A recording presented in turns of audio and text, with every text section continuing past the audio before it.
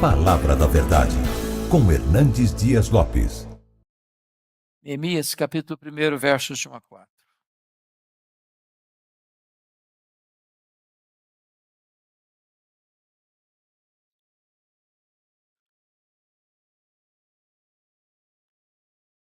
A minha Bíblia está na página 443, não sei se essa ajuda para você aí. Mas fica antes de Salmos. Abre no meio, Salmos, um pouquinho antes. Ok. Está escrito o seguinte: as palavras de Neemias, filho de Acalias, no mês de Quisleu, em torno de novembro, dezembro, no ano 20º, estando eu na cidade de Suzã, veio Anani, um dos meus irmãos, com alguns de Judá. Então lhes perguntei pelos judeus que escaparam e que não foram levados para o exílio e acerca de Jerusalém. Disseram-me: os restantes, que não foram levados para o exílio e se acham lá na província, estão em grande miséria e desprezo. Os muros de Jerusalém estão derribados e as suas portas queimadas. Tendo eu ouvido estas palavras, assentei-me e chorei, e lamentei por alguns dias, e estive jejuando e orando perante o Deus dos céus. Amém. Eu quero hoje conversar com vocês sobre o tema Neemias, um político que não se corrompeu. Neemias, um político que não se corrompeu. Bom, irmãos, eu estou plenamente convencido, à luz das Escrituras, que a vocação política, a vocação para a vida civil, ela é uma sacrossanta vocação. Eu não posso concordar com esta ideia de que um crente piedoso não deva fazer parte de política porque o poder corrompe. Esta não é uma verdade plena. Se você for examinar detidamente, não é o poder que corrompe. O poder revela os corrompidos. A corrupção não está no poder, a corrupção está no coração. É do coração que procedem todas as formas de males da sociedade. Então, o pensador francês Jean-Jacques Rousseau estava equivocado quando ele disse que o homem é produto do meio. Isso não é verdade. Não é o homem que é produto do meio. O meio é que é produto do homem. Não é o meio que nos corrompe. Somos nós quem corrompemos o meio. Porque o mal não vem de fora. O mal vem de onde? Do coração. Coração. Pois bem, eu gostaria que você pudesse então olhar à luz da Bíblia que houve homens de Deus no passado que ocuparam posições políticas, muito embora diferenciados do nosso sistema democrático. É o caso de José do Egito. É o caso do profeta Daniel, que foi uma espécie de primeiro-ministro na Babilônia, no Império Medo-Persa. E é o caso de Neemias, que foi governador de Jerusalém. Eu queria que você pudesse entender isso comigo, porque no ano 586 a.C., a Babilônia cercou Jerusalém e levou o reino do sul, o reino de Judá, para o cativeiro. Isso depois de 2 cercos anteriores, 606, 596. Mas a queda de Jerusalém se deu em 586. O cativeiro babilônico durou 70 anos. Portanto, o retorno da primeira leva de judeus da Babilônia com Zorobabel para a construção do novo templo deu-se em 516. Depois veio outra leva com Esdras para ensinar a lei. E agora com Neemias vem a terceira leva. Mas isso muito tempo depois, estou falando por volta aí do ano 444 a.C. Portanto, eu estou falando que a cidade de Jerusalém, desde sua queda, que aconteceu em 586 a 444, tem aí mais de 140 anos. Está debaixo de escombros, pedras reviradas. portas queimadas, muros caídos. E é nessa conjuntura que Neemias, que certamente nasceu no cativeiro, é claro, porque já tem mais de 120 anos que isso aconteceu, ele é um homem de muita importância, era copeiro do rei Artaxerxes, e era um cargo de confiança do rei, porque provava a comida do rei antes do rei ingeri-la, com medo de envenenamento. Quando ele, na cidadela de Suzã, recebe a visita de Anani, seu irmão, e ele tem o cuidado de perguntar para Anani: e aí, como é que está a nossa cidade lá, a cidade de Jerusalém? E os nossos irmãos lá que não foram levados para o cativeiro, como é que é a situação deles lá, que ficaram? E Anani, então, dá uma informação para Neemias. E a partir dessa informação, tudo muda na história de Neemias, na história de Israel. Eu queria que você olhasse comigo algumas lições aqui deste político que não se corrompeu. Bom, dizer para vocês que nós estamos vivendo um momento tão crítico do Brasil é chover no molhado, não é verdade? Eu fico com o coração apertado, que eu amo política, acompanho a vida política da nossa nação, e o meu coração às vezes aperta, porque você parece que não está quase encontrando mais as exceções, as ilhas de integridade, neste mar de corrupção. Você não pode dizer, não, esse partido político é incorrupto. Esse não, esse nunca teve uma mácula, uma mancha. Ou, não, essa ideologia aqui partidária, essa é completamente ilesa de qualquer suspeita. Nós estamos vivendo esse drama, né, das CPIs, as CPIs dos anãos do orçamento, escândalo das ambulâncias, o mensalão, o petrolão. Hoje filmes são feitos, né, sobre a Polícia Federal, agora uma série do Netflix, o mecanismo, e tudo isso trazendo à tona os porões não muito limpos da política brasileira.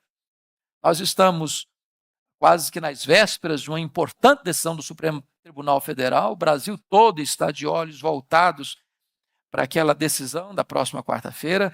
O Brasil está sendo convocado às ruas para o dia de amanhã, uns a favor, outros contra qualquer das posições que o Supremo Tribunal Federal tomar. Vai ter gente a favor, vai ter gente contra. De certa forma, nós estamos vivendo aí esse grande drama. Não só no Brasil, a situação política complexa no mundo inteiro. E a grande pergunta é, será que hoje, século XXI, é possível você pensar num político que não se corrompe? Eu queria que, então, nós olhássemos para o passado para encontrar essa resposta.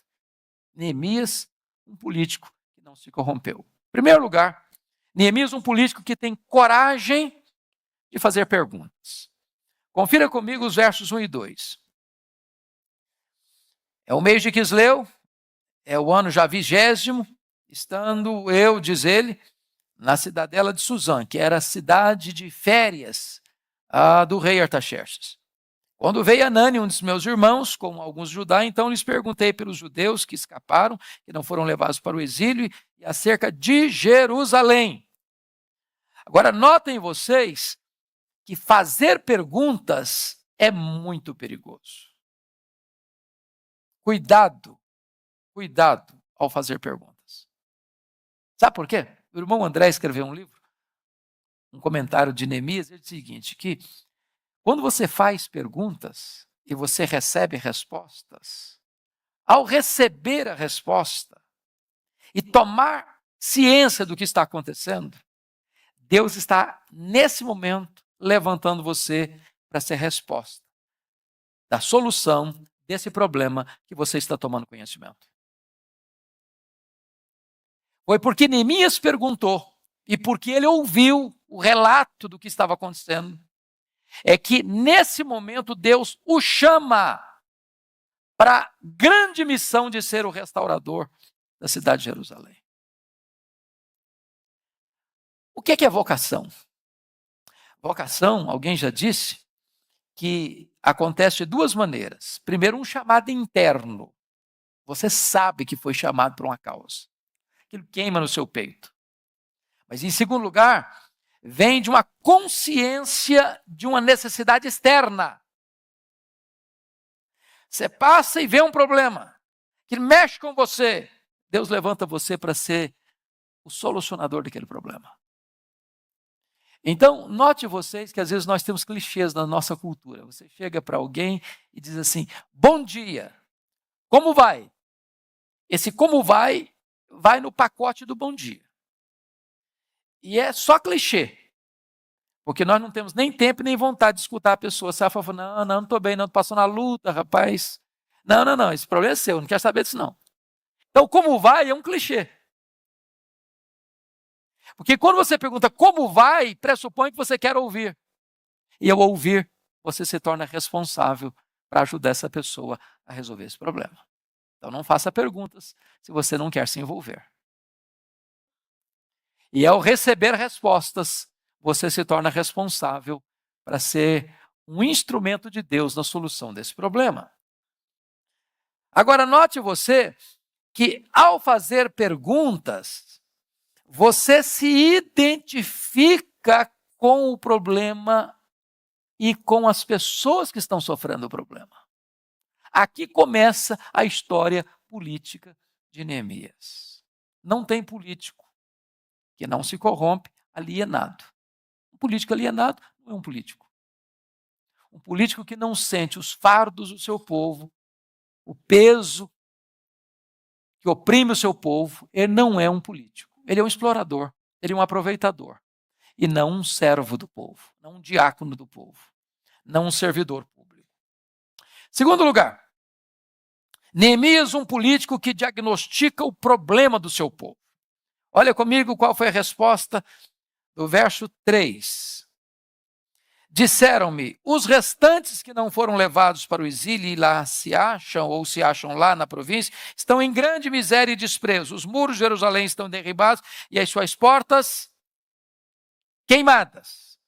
Então, essa informação aqui, para nós, talvez não tem muita coisa a ver, mas para aquela realidade cultural, tinha tudo a ver. E aqui tem 4 sintomas que vão ajudar Neemias a fazer o diagnóstico da situação da cidade, para a qual ele vai ser chamado para ser governador. Primeira coisa que ele nota, muros caídos. O que significa isso? As cidades da época eram cidades amuralhadas.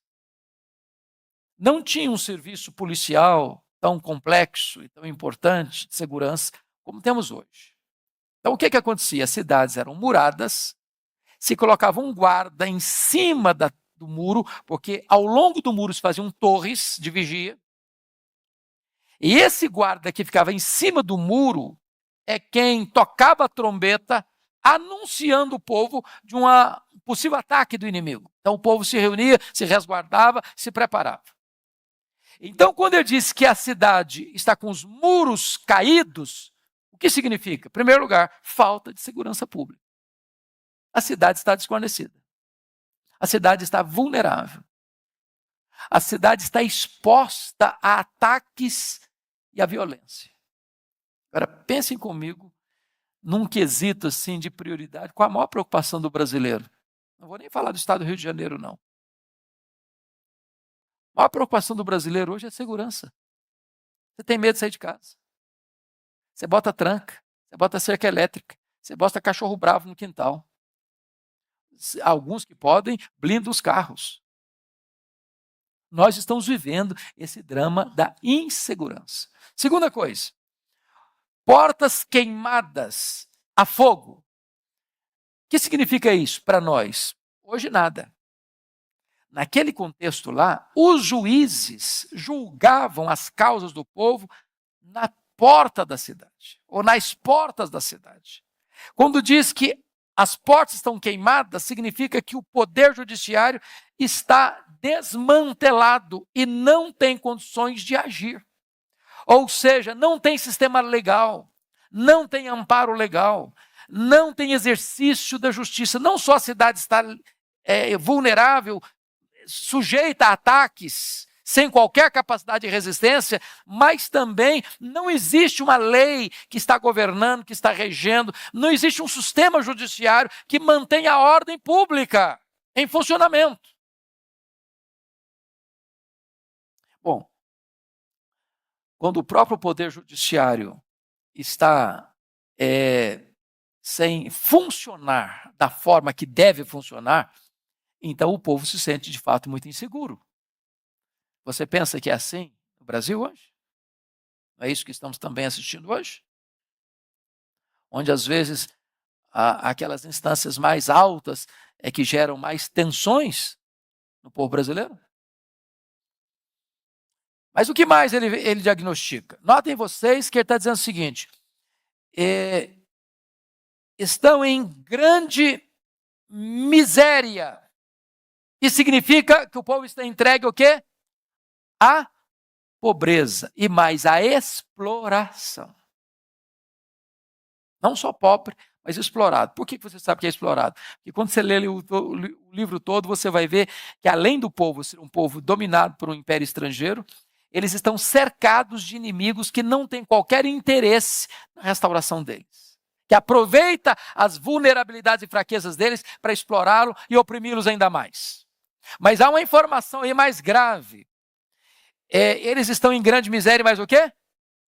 E desprezo. Meus irmãos, desprezo é pior do que miséria. Desprezo significa o seguinte: você está como você está e ninguém se importa com isso. E ninguém dá a mínima para aquilo que você está vivendo.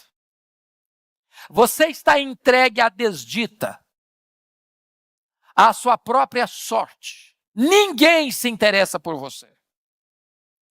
Então, notem vocês que é isso que Neemias diagnostica. Um político é alguém que tem essa capacidade de fazer a leitura do que o povo está vivendo. Nós estamos numa época, num ano de eleição. E é muito, muito triste, irmãos, quando percebemos que às vezes até o povo evangélico contribui para a corrupção do país. Chega a época de campanha, quantos pastores trocam voto por tijolo, por telha, por saco de cimento? Quantas denominações que fazem das suas igrejas curral eleitoral? Que põe um candidato para defender os interesses particulares daquela igreja específica ou daquela denominação específica, em vez de estar cuidando do interesse da coletividade. Nós precisamos orar a Deus para que Deus levante pessoas no nosso meio para a vida pública. Mas entenda uma coisa comigo: para uma pessoa exercer essa função, ela tem que ter 3 características essenciais. Primeiro, ela precisa ter vocação.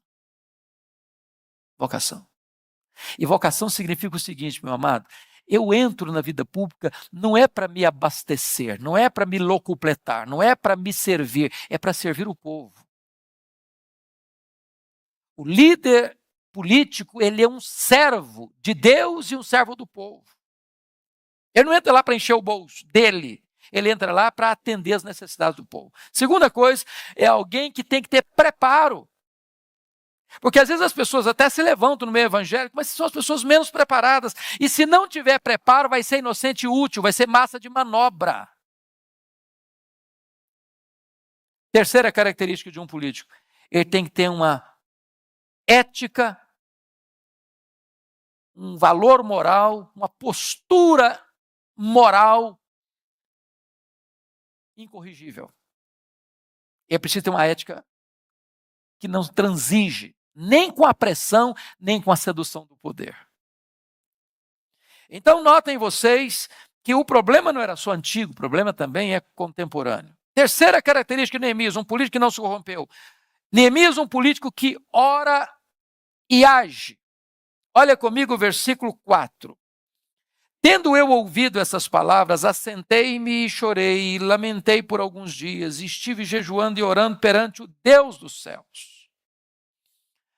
É claro, meus amados irmãos, que nós não estamos dizendo que um político, no contexto de um país laico, que não seja, vamos dizer, um evangélico, não possa ser um político de projeção. Não estamos dizendo isso.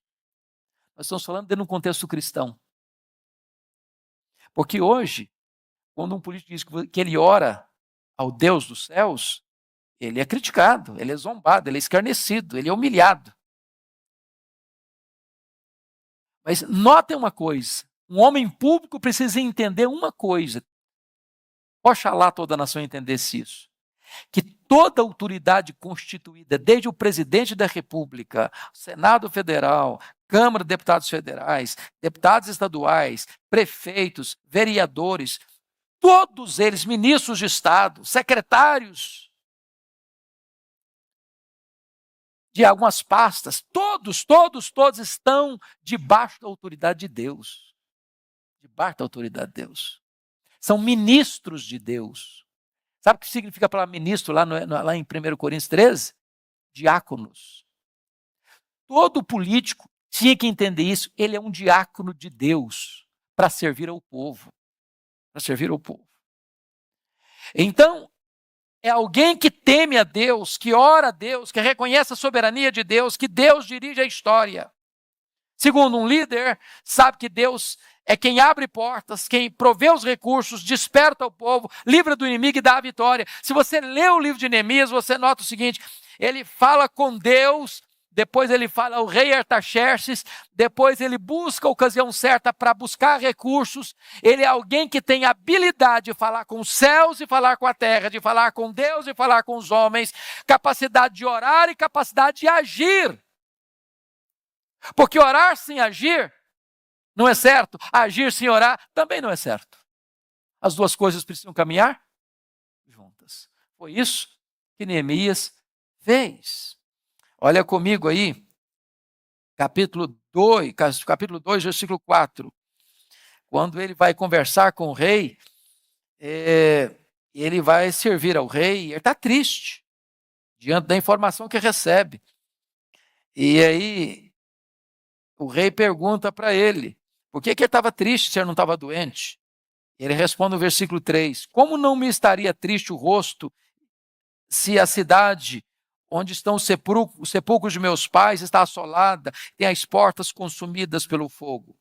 Disse-me o rei, que me pedes agora? Olha que coisa interessante. Então orei ao Deus dos céus. Sabe aquela oração relâmpago? Preste atenção. Ele pergunta assim, o que você quer que eu faça agora? O que você me pede? Não, pera um pouquinho lá, eu vou entrar no quarto, vou orar primeiro, depois eu venho responder o senhor. Não dá para fazer isso. É agora, meu filho, ó. É aquele momento que você faz uma oração assim de 10 segundos. E você não verbaliza a oração, você pensa a oração. Porque Deus lê pensamento. É aquele momento assim, eu sou dependente de Deus, agora esse homem vai ter uma ação e eu preciso que Deus toque o coração dele para que essa ação dele seja a ação que espelhe aquilo que o povo precisa e que traga glória para o nome de Deus. Ação e oração, oração e ação. Notem mais. Neemias, em quarto lugar. Um político que não se corrompeu é um homem que tem discrição e encorajamento. Por favor, olha comigo capítulo 2, versículo 12. Ele consegue permissão do rei para ir a Jerusalém, para restaurar a cidade de Jerusalém. Ele pede cartas para que ele possa ter passagem livre por territórios ocupados. Ele pede cartas para que ele possa ter material, madeira para reconstrução. Ele tem uma soldadesca que vai, uma guarda real que vai acompanhando. Mas quando ele chega em Jerusalém, ele tem sabedoria para não abortar o projeto fazendo uma abordagem precipitada do assunto. Primeiro ele investiga, primeiro ele examina, primeiro ele faz um diagnóstico, primeiro ele faz uma radiografia do problema, primeiro ele tem ciência do que está acontecendo, para que depois então ele motive o povo, ele encoraje o povo para se levantar e para agir. Então notem comigo essa coisa tão interessante, capítulo 2, versículo 12. Você pode ler o versículo 12 comigo? Vamos lá? Então, à noite, me levantei, e uns poucos homens comigo. Não declarei a ninguém o que meu Deus me pusera no coração para eu fazer em Jerusalém. Não havia comigo animal algum, senão o que eu montava. Então, o que ele está fazendo aqui? Um diagnóstico. Ele investiga a situação. Depois de investigar uma situação, o que ele faz? Ele traça uma estratégia. Estratégia. Só depois que ele tem na mão o mapa da solução, é que ele vai comunicar isso ao povo e vai conclamar o povo para a ação. Olha comigo os versículos 17 e 18. Vamos lá? Então lhes disse: estáis vendo a miséria em que estamos, Jerusalém assolada e as suas portas queimadas. Vinde, pois, reedifiquemos os muros de Jerusalém e deixemos de ser opróbrio. E lhes declarei, como a boa mão do meu Deus estivera comigo, e também as palavras que o rei me falara. Então disseram: disponhamo-nos e edifiquemos, e fortalecer as mãos para a boa obra. Então, preste bem atenção nisso, meus amados irmãos, que um líder tem conhecimento do problema, tem um projeto de solução para o problema e tem palavras certas de motivação. Motivação. Motivação. Se vocês tiverem uma hora, a paciência e a disposição de coração de lerem atentamente o capítulo 3, que é um texto, parece assim, árido, seco, um monte de nome, você às vezes fala: meu Deus, o que é isso? É uma das obras mais fenomenais de administração pública que eu já encontrei na Bíblia, capítulo 3.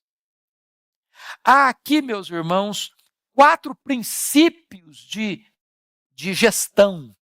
Primeiro, coordenação. Segundo, cooperação. Terceiro, aprovação. Quarto, comunicação. Se vocês olharem o capítulo 3, está todo mundo com a Bíblia aberta aí, em Neemias? Veja aí, por favor. Eu não posso ter tanto tempo hoje aqui, porque isso aqui é assunto para alguma série de estudos e eu estou hoje condensando num só. Vocês verão até o versículo de número 15, uma expressão que se repete muito: junto a ele, ao seu lado, junto destes, ao seu lado, junto deles, junto a estes, ao seu lado, lado a lado, lado a lado, lado a lado, junto desse ao seu lado, junto desse ao seu lado. O que ele está fazendo? Ele botou todo mundo para trabalhar, todo mundo, do sacerdote ao ourives, das pessoas que tinham a mão fina, que viviam no escritório com ar-condicionado, que não tinha na época, até as pessoas que trabalhavam lá com trabalho pesado, todo mundo, ele inclusive. Mas o que ele fez? Olha que coisa interessante. Ele botou cada pessoa trabalhando perto da sua casa. Ele não pegou um camarada que morava lá no sul da cidade, não, você vai construir um muro lá no norte da cidade. O cara lá do norte, você vai lá para o sul. O que ele está fazendo com isso? Primeiro, otimizando tempo. Segundo, otimizando recursos. Terceiro, otimizando proteção. Porque se uma coisa pegar, um inimigo invadir, quem é que você vai querer proteger primeiro? Quem? Sua família. Sua família. Quando é que você se sente mais assim confortável para trabalhar? É quando você está perto da sua família ou que você está muito longe da sua família? Você está perto. Ele colocou todo mundo trabalhando perto da sua casa. Os lugares mais distantes, ele aproveitou gente que morava fora de Jerusalém. Tudo isso é o quê? Estratégia. Estratégia. Não deixou ninguém de fora. Cooperação.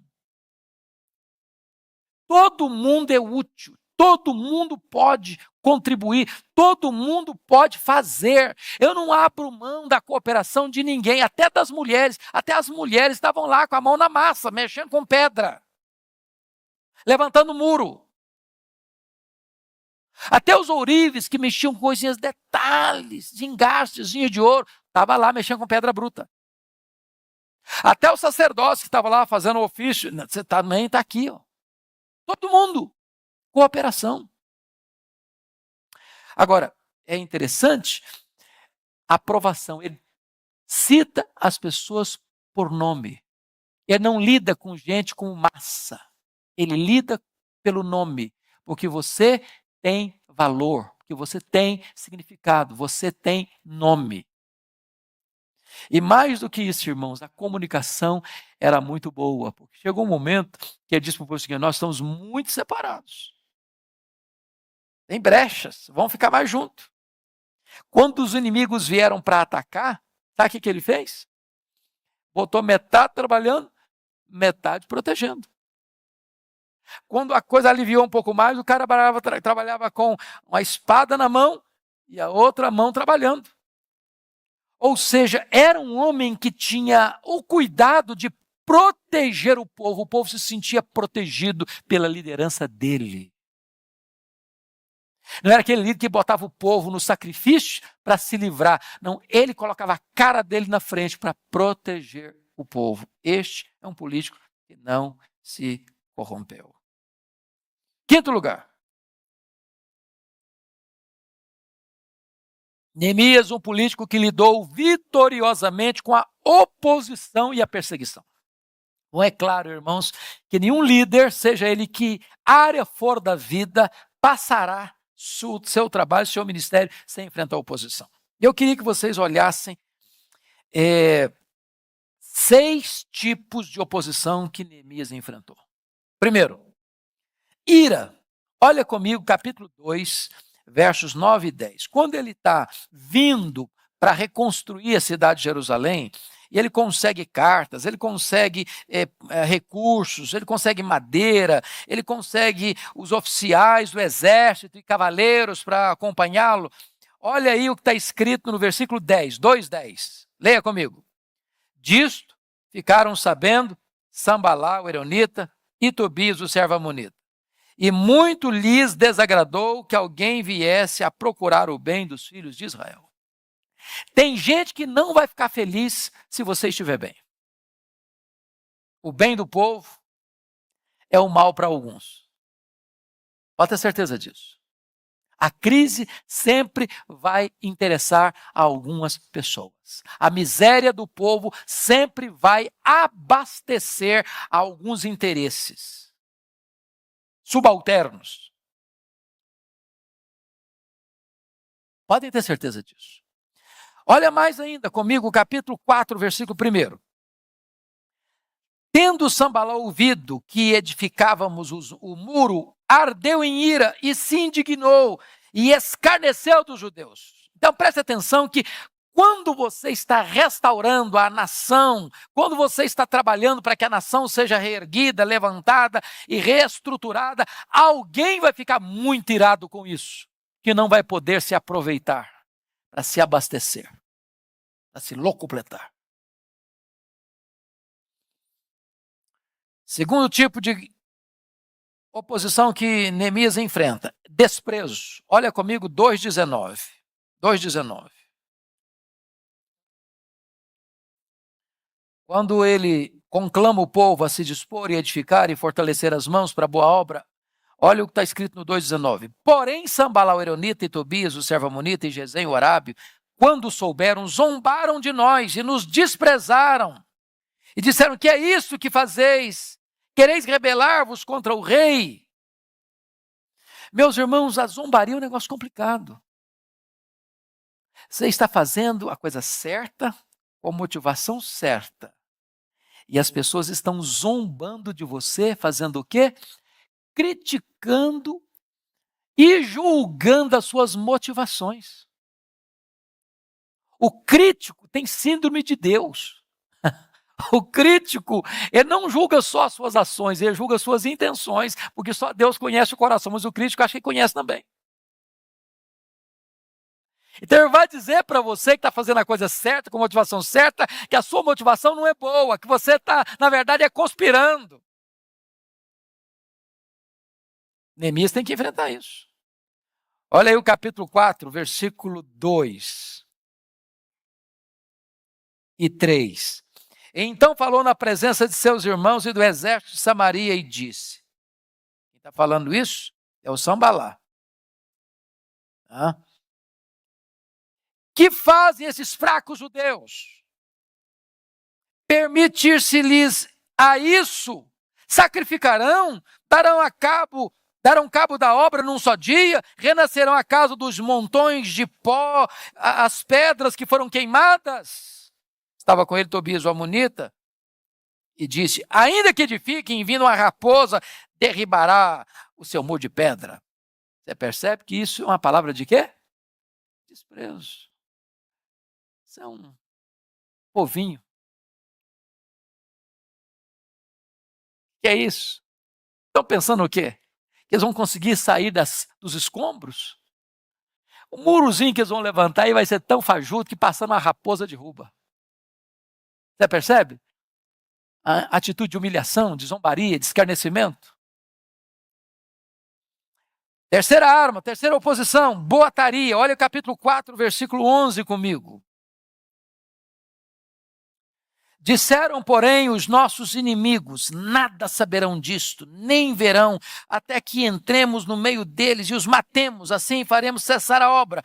Quando os judeus que habitavam na vizinhança deles, 10 vezes nos disseram, de todos os lugares onde moram, subirão contra nós. Você percebe o que está acontecendo aqui? Tem gente que está trabalhando ali no limite, na cerca deles, e eles estão dizendo, nós vamos chegar lá, nós vamos matar, nós vamos fazer, nós vamos acontecer, enchendo o ouvido de quem está ali no muro, ali pertinho deles. Para quê? Para que aqueles que estão ouvindo essas conversas fossem lá e buzinassem no povo, nós vamos ser atacados, eles vão nos matar, eles vão arrebentar com a gente, vão quebrar com a gente. Não, desestabiliza o povo, tira o moral do povo, tira o ânimo do povo. Isso se chama de boataria. É você espalhar uma conversa meio enviesada para desestabilizar, para tirar o foco. Para tirar o foco. Mas notem mais, você vai perceber no 4:7,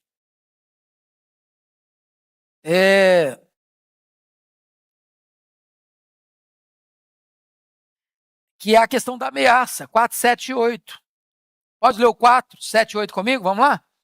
Mas ouvindo Sambalá e Tobias, os arábios, os amonitas e os asdoditas, que a reparação dos muros de Jerusalém iam avante, e que já se começava a fechar-lhe as brechas, ficaram sobremodo irados. Ajuntaram-se todos de comum acordo para virem atacar Jerusalém e suscitar a confusão ali. Então, o primeiro cara critica você para ver se você desanima. Mas você não desanima e continua fazendo, fala, agora nós vamos atacar.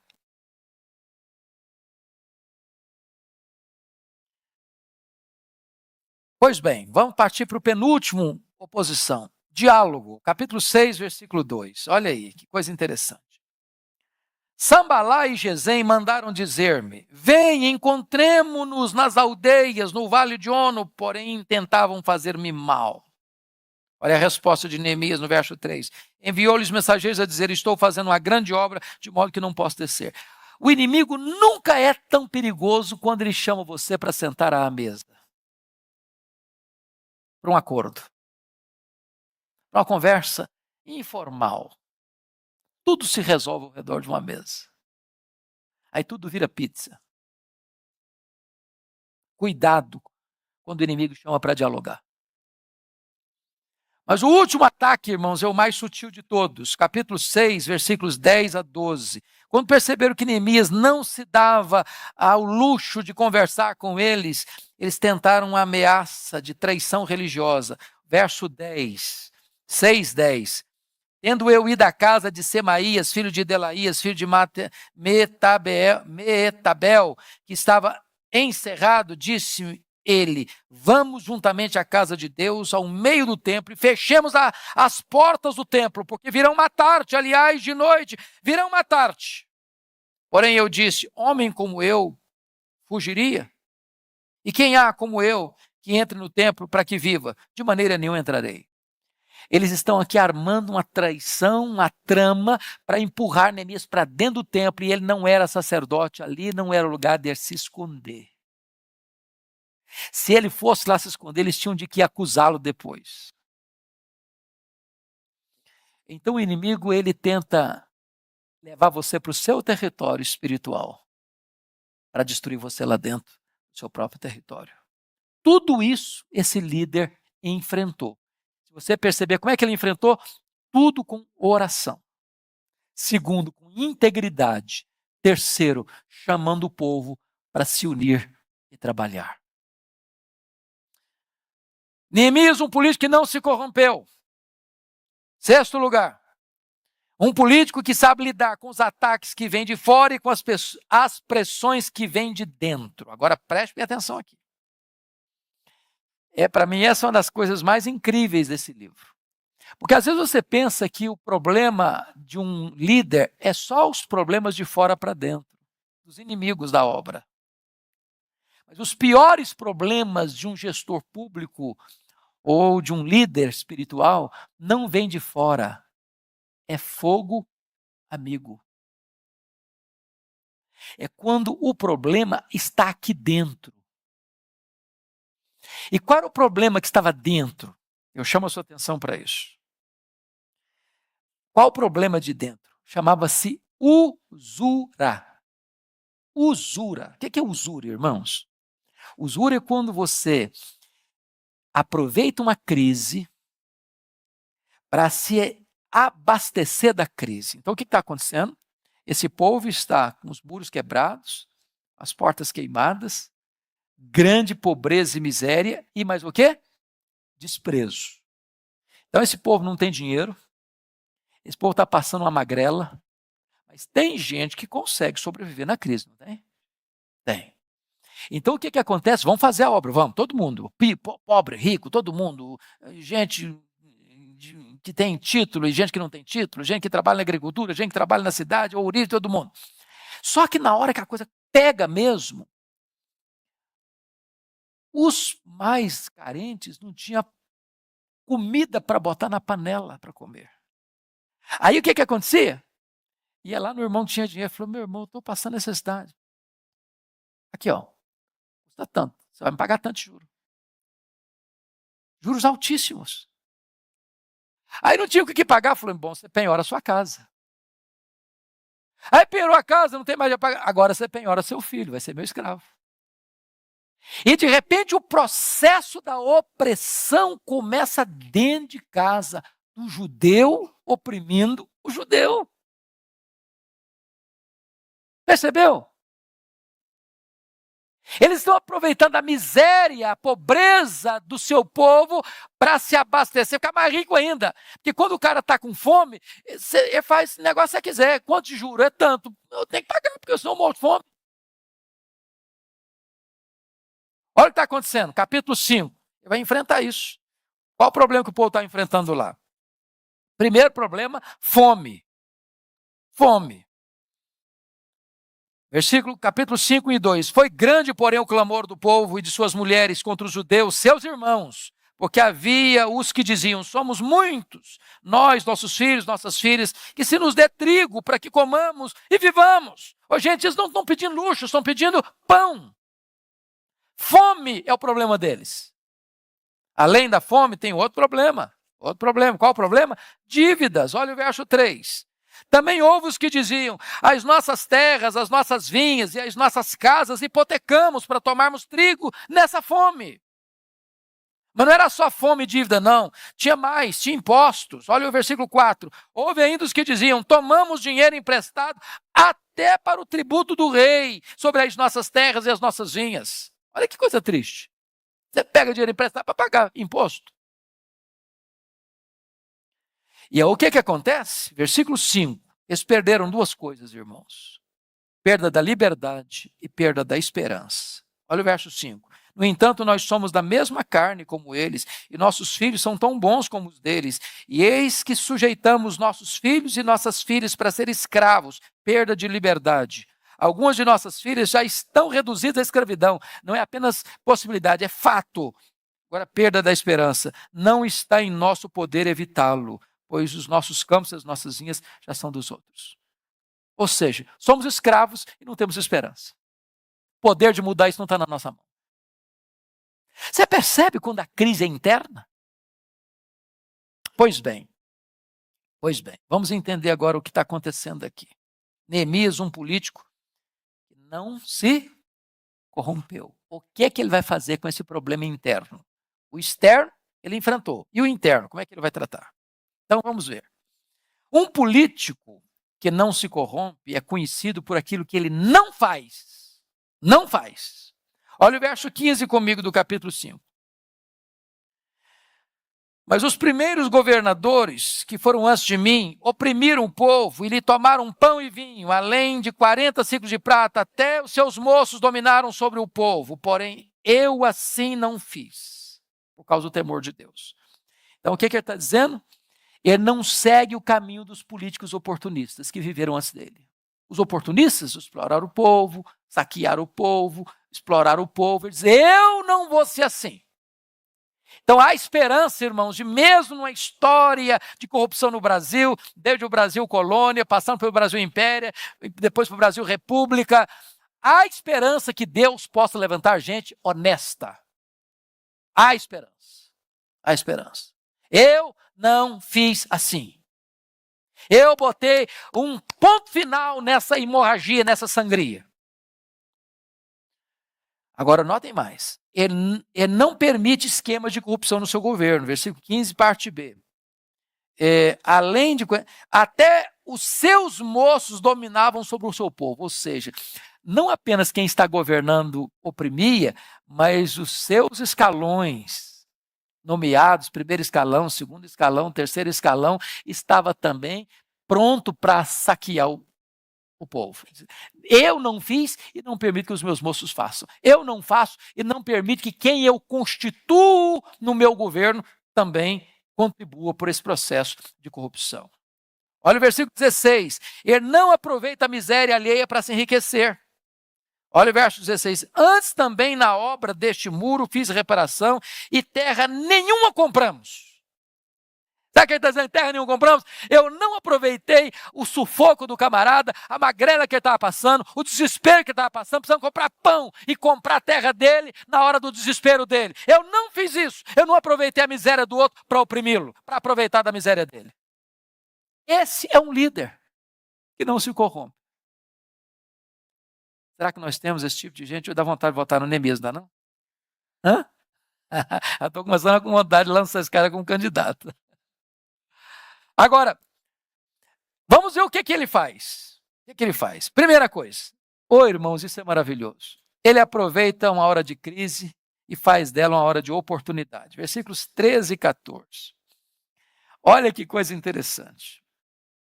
Primeiro, vamos dar uma olhadinha o que ele vai fazer. Capítulo 5, versículo 8, ele chama atenção. Porque o versículo 6, aliás, 5, 6, ele diz, ouvindo, pois, eu o seu clamor, o clamor do povo, e estas palavras, muito me aborreci. Tem hora que um líder precisa ficar com raiva. Tem ira santa, sabia? O cara não pode ser pastel demais, não. Cara, pastel demais não serve. O cara tem que ter sangue nas veias. Me aborreci com esse negócio. E aí o que ele faz no versículo 7? Repreendi os nobres e os magistrados. E diz para eles, sois usurários, cada um para com o seu irmão. E convoquei contra eles um grande ajuntamento. Não convocou a favor deles, não, contra eles. Vão chamar um ajuntamento aqui contra esses caras, que estão aproveitando a miséria do povo para explorá-lo ainda mais. Aí o que ele fez mais? Olha aí, versículo 11. Restituí-lhes hoje. Não é daqui a um mês, depois que fizer uma análise melhor, não. Hoje, restituí-vos, hoje vos peço, as suas terras, as suas vinhas, os seus olivais, as suas casas, como também o centésimo do dinheiro, do trigo, do vinho, do azeite, que exigis deles. Para com essa exploração, para com essa usura, para com essa exploração. Ele está puxando o tapete desses líderes corruptos, que se enriquecem com a miséria do povo. Qual o resultado disso? Versículo 12. Então responderam-lhe, restituir-lhes-emos e nada lhes pediremos. Agora, é claro que você pode ver aí uma ação de Deus. Porque rico corrupto devolver para o povo e não exigir mais nada, Só Deus faz isso. Só Deus toca o coração. Agora, sabe o que eu acho maravilhoso? Versículo 13. Ô, irmãos, depois que ele convoca este ajuntamento contra esses usurários, diz que o resultado disso, olha versículo 13, parte B. E toda a congregação respondeu, amém, e louvaram o Senhor, e o povo fez segundo a sua promessa. Trouxeram para ele um baita de um problema. Nosso povo está com fome, nosso povo está endividado, nosso povo está oprimido por impostos, nosso povo está escravizado, nosso povo perdeu o ânimo, nosso povo perdeu a esperança, e esse líder transforma esse cenário de opressão num lugar de adoração a Deus. Eles começaram a louvar ao Senhor. Bendito seja Deus. A influência de um líder, Mas eu pergunto a vocês, o que faz de um homem político um homem que não se corrompe? Qual o vetor que move esse homem? Bendito seja Deus. Tem duas coisas que movem esse homem. Primeira coisa que move esse homem, versículo 15, 5:15. Olha aí, por favor. Mas os primeiros governadores que foram antes de mim, e eu vou terminar aqui, irmãos, oprimiram o povo, e lhe tomaram pão e vinho, além de 40 ciclos de prata, até os seus moços dominavam sobre eles. Porém, eu assim não fiz por causa de quê? Por causa do temor de Deus. Não é cultura, irmãos. Nosso amigo, pai do positivismo, Augusto Conte, estava errado. O problema da humanidade não é só educação. Eu não posso, de jeito nenhum, dizer que falta educação no Congresso Nacional,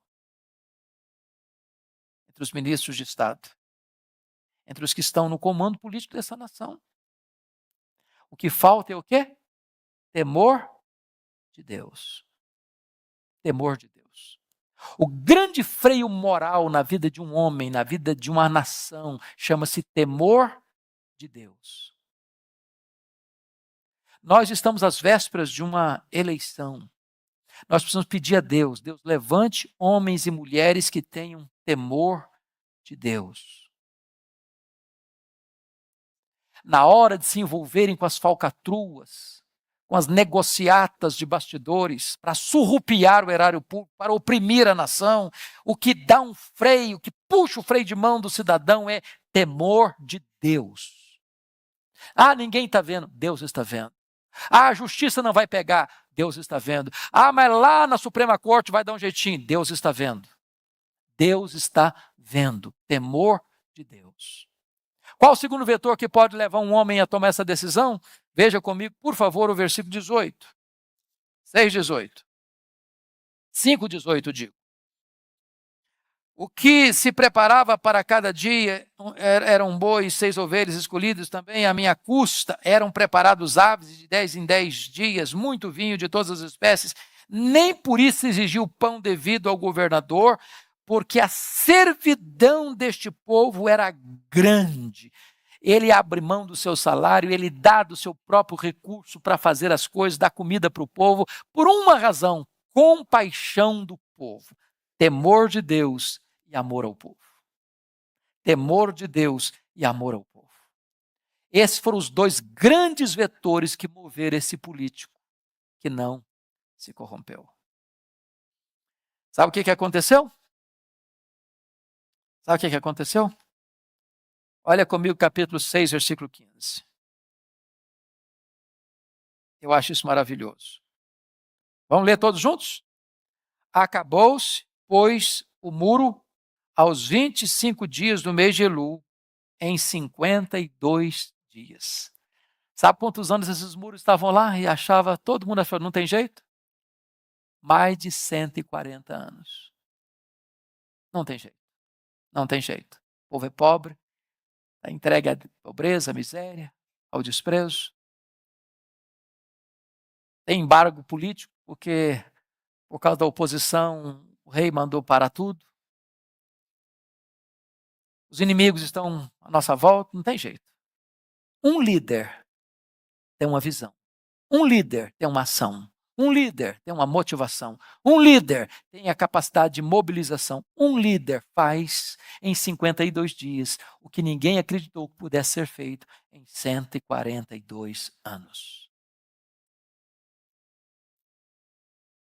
Se você ler o restante do livro, você vai ver que essa foi a reforma física. Depois uma segunda reforma que vai tão longe quanto esta, e com muito mais amplitude, foi a reforma espiritual da nação. É hora de nós, como igreja, orarmos para que Deus levante homens e mulheres com vocação política, com preparo político e com uma ética que não se renda à corrupção.